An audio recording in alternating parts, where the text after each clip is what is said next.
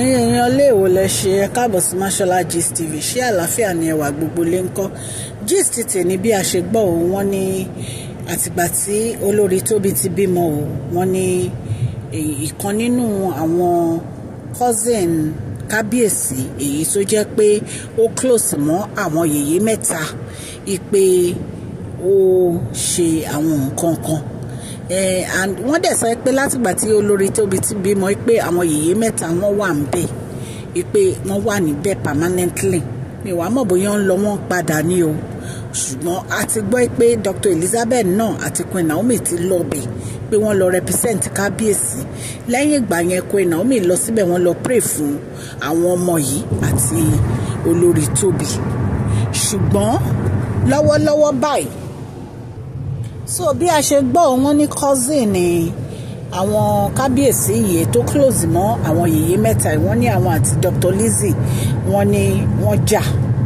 nǹkan tó dẹ̀ mú wọn jà a máa sọ fún yín ká tó parí gist ẹ fi kalẹ̀ sí ẹ jẹ́ kájọ máa gbọ́ tó bá jẹ́ ìgbà àkọ́kọ́ ní tẹ́ ń darapọ̀ mọ́ Mashola Gist TV èmi ọmọ yín Mashola mo dúpẹ́ pọ̀ lọ́wọ́ yín fún àdúrótì yín lórí channel mi o mo dúpẹ́ fún gbogbo support yín bẹ́ẹ̀ ṣe ń subscribe tẹ́ ń like tẹ́ ń share mo dúpẹ́ lọ́wọ́ yín òkè òkè ní ọlá yín á máa lọ ọlá yín ò ní lọ ìsàlẹ̀ láéláé Yorùbá la máa ń sọ lórí channel yìí nítorí pé a fẹ́ gbàgbé àṣà àti èdè wa a tún sọ fún àǹfààní àwọn tí wọn ò gbọ́ Gẹ̀ẹ́sì ẹ̀yin èèyàn lé à ń ṣe advertisement ọlọ́kọ̀ òjọ̀kan ní orí channel yìí owó pọ́kú ló bá dé ẹ advertise ẹ kàn sí wa ní masholagistv@gmail.com lẹ́ẹ̀kan sí masholagistv@gmail.com ẹ̀yin èèyàn lé gist tá a gbọ́ yìí wọ́n ní cousin ni àwọn kábíyèsí tó close mọ́ ìkan nínú àwọn yèyé mẹ́ta wọ́n ní àwọn àti Dr. Lizzie wọ́n wojú ara wọn o kí ló fa ọ̀rọ̀ yìí ẹ̀yin èèyàn lé bí a ṣe gbọ́ ọ̀rọ̀ yìí o wọ́n ní ìgbà tí wọ́n dé ilé àwọn Tóbi wọ́n ní Queen Naomi wà ń bẹ̀ wọ́n ní àwọn yèyé mẹ́ta wà ń bẹ̀ wọ́n ní cousin àwọn yèyé mẹ́ta yìí èyí tó close mọ́ kan nínú wọn wọ́n náà wà ń bẹ̀ wọ́n ní Dr. Elizabeth náà wà ń bẹ̀ àti Queen Naomi wọ́n ní ẹ̀dẹ̀mọ́ pé Queen Naomi ò ń ṣe ẹlẹ́jọ́ wọn láìkí kan máa rojọ́ the only time tẹ́ máa rí Queen Naomi tó ń sọ̀rọ̀ òní tó máa ń wàásù ọ̀rọ̀ Ọlọ́run wọ́n ní Queen Naomi àti Dr. Lizzie wọ́n jọ ń sọ̀rọ̀ wọ́n sọ Yorùbá wọ́n ní bí cousin àwọn kábíyèsí ṣe dìde nìyẹn tó bẹ̀rẹ̀ sí bá Queen Naomi sọ̀rọ̀ wọ́n ní gbogbo nǹkan tó ń tẹnu mọ́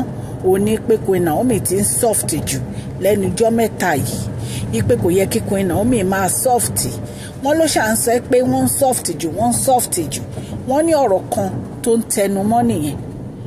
wọ́n ní bí inú ṣe bí Dr. Lizzie nìyẹn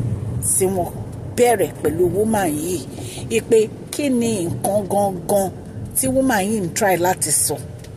ipe kí ni ti woman yìí gangan náà ipe nbo ni woman yìí ti wá ta ló ránṣẹ́ sí wọ́n ní bí Dr. Lizzie ṣe bínú nìyẹn wọ́n ní Dr. Lizzie sọ fún wípé òun sọ pé wọ́n soft jù wípé ibo ni ọ̀rọ̀ pé àwọn ń ṣe agídí fẹ́ gbé àwọn dé wípé kábíyèsí ti ṣe mistake wọ́n ti ṣe ná wípé nǹkan tó yẹ káwọn kọjú mọ́ nìsí oní bẹ́ẹ̀ àwọn ṣe fẹ́ move forward wípé ṣùgbọ́n òun sọ pé Queen Naomi soft so ó fẹ́ kí Queen Naomi máa bá kábíyèsí jà kó má bá kábíyèsí sọ̀rọ̀ wọ́n ní ọ̀rọ̀ yìí kì í ṣe kékeré rárá wọ́n ní Dr. Lizzie tẹ̀síwájú wípé kábíyèsí ti proof gbogbo ayé páwọn nífẹ̀ẹ́ Queen Naomi ipa wọn nífẹ̀ẹ́ Queen Naomi gbogbo ayé ló ti rí wípé ṣé Dr. Lizzie wọ́n ń tẹ̀síwájú bá ṣe gbọ́ allegedly ní o wípé ṣé arábìnrin yìí fẹ́ kí Queen Naomi máa bá màmá wọn gbé títí ayérayé ni ṣé wọn ò ní lọ sí ọ̀dọ̀ ọkọ wọn ni ṣáwọn àti kábíyèsí ò ní parí ìjà ni pé ìjáwó gan ni wọ́n ń jà tí wọ́n ní fẹ́ parí wípé kí ni ti woman yìí gan nínú ọ̀rọ̀ yìí wọ́n ní gbogbo àwọn advice tí wọ́n fún Queen Naomi ní tí ò jẹ́ kí Queen Naomi concentrate sí relationship wọn tí ò jẹ́ kí wọ́n lè padà wá sí ọ̀dọ̀ kábíyèsí tí ò jẹ́ kí wọ́n lè mójútó àfíà wọn olórí Dr. Elizabeth ní ṣé ìmọ̀ràn kọ́ ni arábìnrin yìí ń gbà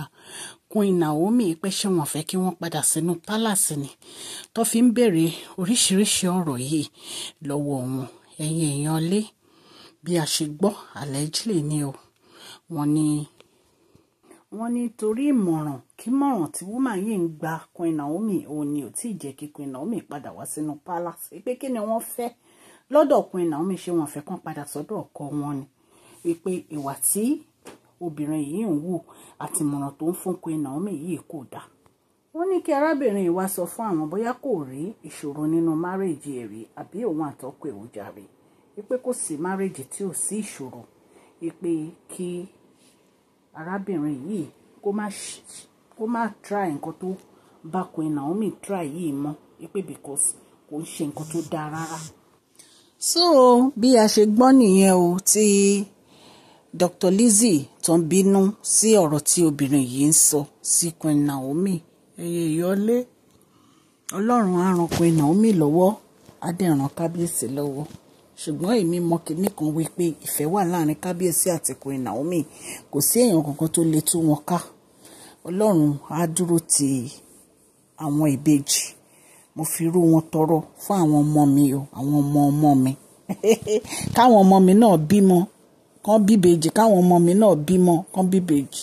ẹ̀yin tẹ̀dẹ̀ ń wojú Ọlọ́run á ṣe tiyín náà. ẹ̀yin èèyàn lé kò jẹ́ bó ṣe jẹ́, adúpẹ́ púpọ̀ lọ́wọ́ yín. Bí mo ṣe ń sọ àlẹ́jì ni gist yìí o, mi ìbá kábíyèsí gbénu palace o, ṣùgbọ́n nǹkan tá a bá rí a máa ń torchlight ẹ̀ fún yín. ẹ jọ̀ọ́ ẹ bá mi fún fídíò yìí ní thumbs up o.